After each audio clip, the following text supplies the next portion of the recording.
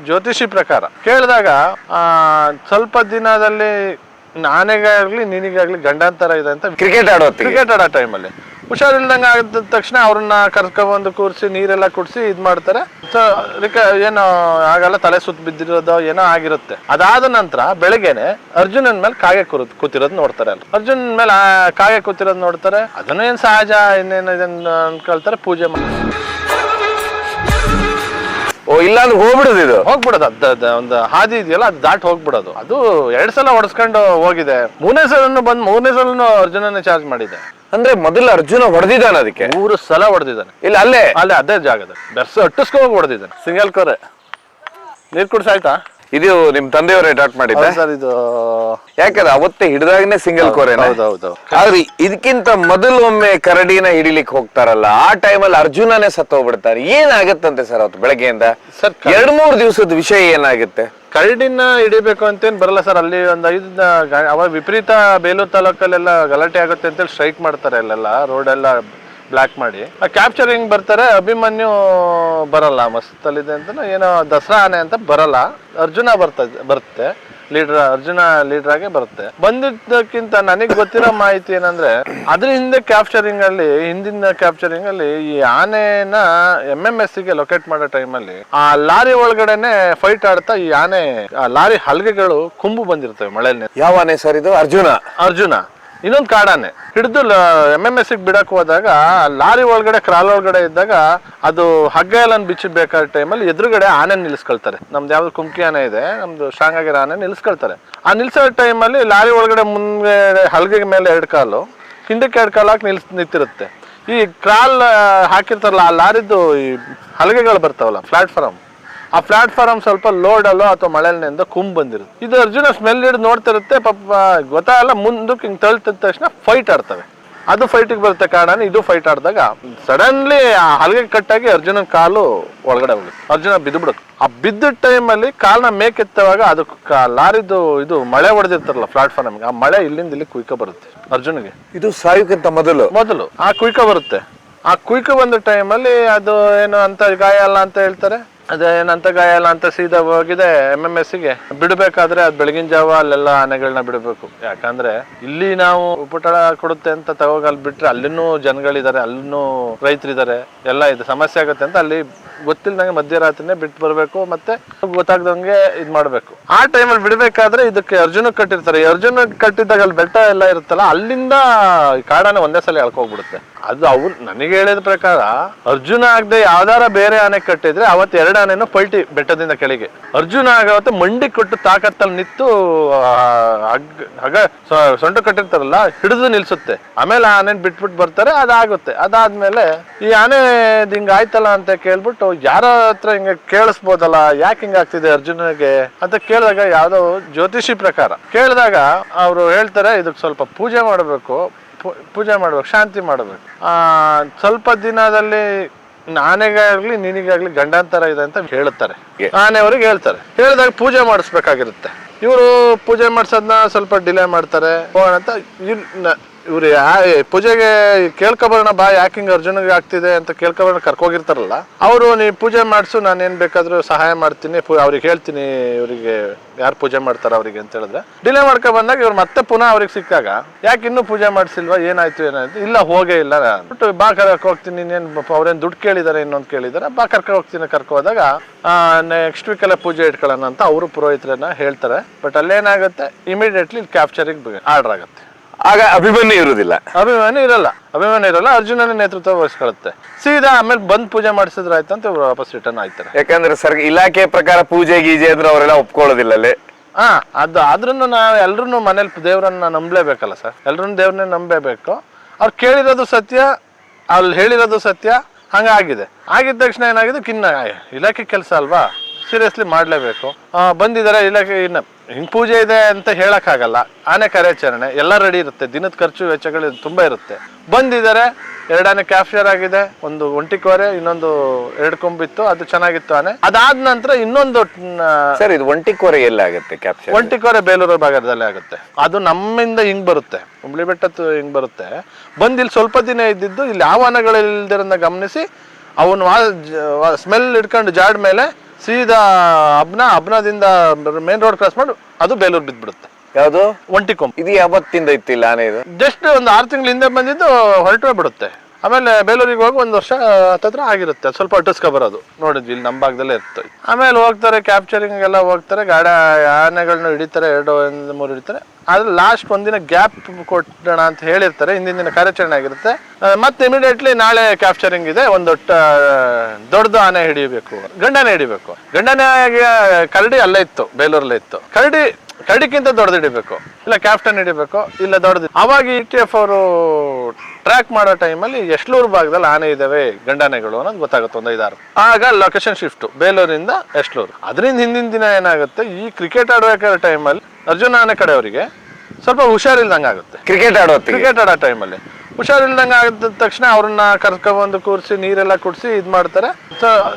ಏನೋ ಆಗಲ್ಲ, ತಲೆ ಸುತ್ತ ಬಿದ್ದಿರೋದು ಏನೋ ಆಗಿರುತ್ತೆ. ಅದಾದ ನಂತರ ಬೆಳಗ್ಗೆನೆ ಅರ್ಜುನನ್ ಮೇಲೆ ಕಾಗೆ ಕೂತಿರೋದು ನೋಡ್ತಾರೆ ಅಲ್ಲಿ, ಕ್ಯಾಂಪಲ್ಲೇ ಬೇಲೂರಲ್ಲಿ. ಅರ್ಜುನ್ ಮೇಲೆ ಕಾಗೆ ಕೂತಿರೋದು ನೋಡ್ತಾರೆ. ಅದನ್ನೇನು ಸಹಜ, ಇನ್ನೇನು ಇದನ್ನ ಅನ್ಕೊಳ್ತಾರೆ. ಪೂಜೆ ಮಾಡಿ ಹೊರಟಾಗ ಎಲ್ಲ ಏನು ಇವತ್ತು ಬೇಲೂರು ಕಡೆ ಹಿಡಿತಾರಂತ, ಈ ಕಡೆ ಹಿಡಿತಾರಂತ ಕೇಳ್ತಾ ಇದ್ದಾಗ ಎಷ್ಟ್ಲೂರ್ ಅಂತ ಶಿಫ್ಟ್ ಅಂತ ಅಂದ್ರು. ಹೌದಾ, ಸರಿ ಅಂತ ಹೇಳಿ. ಎಸ್ಲೂರ್ ನಿಮ್ ಮನೆ ಹತ್ರ? ಅಲ್ಲೇ ಊರ ಹತ್ರನೇ ಅಲ್ವಾ, ಹೋಗೋಣ, ಏನೊಂದು 10 ನಿಮಿಷದ ದಾರಿ ಅಂತ. ಸರಿ ಅಂತ ಹೇಳ್ಬಿಟ್ಟು ನಾವು ಕಾಯ್ತಾ ಇರ್ತೀವಿ.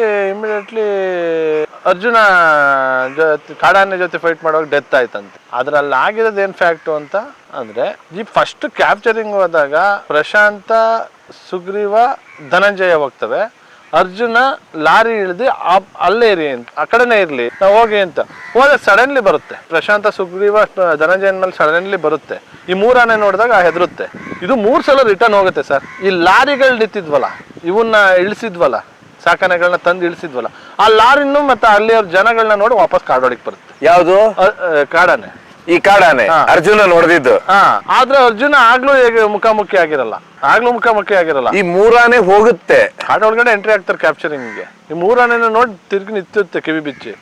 ಆಗ ಚಾರ್ಜ್ ಮಾಡಕ್ ಬರಲ್ಲ, ವಾಪಸ್ ಓಡುತ್ತೆ ಹೆದ್ರಿ.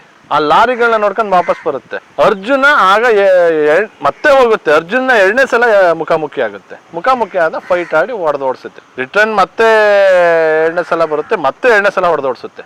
ಅರ್ಜುನ ಹೊಡೆದೋಡ್ಸೋ ಟೈಮಲ್ಲಿ ಅಲ್ಲಿ ಕಾಡೊಳಗಡೆ ಮಿಸ್ ಆಗಿನೋ ಅಥವಾ ಯಾವ್ದೋ ಕಡ್ಡಿ ತಾಗಿನೋ ಅಲ್ಲಿ ಮಿಸ್ ಫೈರ್ ಆಗುತ್ತೆ. ಪ್ರಶಾಂತಕ್ಕೆ ಟ್ರೀಟ್ಮೆಂಟ್ ಮಾಡ್ತಿರ್ತಾರೆ. ಆಗ ಇದು ಟ್ರೀಟ್ಮೆಂಟ್ ಮಾಡೋ ಟೈಮಲ್ಲಿ ಕಾಡಾನೆ ಏನಾದ್ರು ಬಂದ್ಬಿಡತ್ತು ಅಂತ ಅಲ್ಲೇ ನಿಂತ್ಕೊಂಡು ಅದನ್ನ ಅವಾಯ್ಡ್ ಮಾಡ್ತಾರೋ ಅಂತ ಹೇಳ್ತಾರೆ. ಇದಕ್ಕೆ ಟ್ರೀಟ್ಮೆಂಟ್ ಮಾಡಿ ರಿವರ್ಸ್ ಕೊಟ್ಟು ಎಬ್ಬಿಸ್ಬೇಕಲ್ಲ. ಸೊ ಇಂಜೆಕ್ಷನ್ ಬಿದ್ದಿರುತ್ತೆ ಇದಕ್ಕೆ.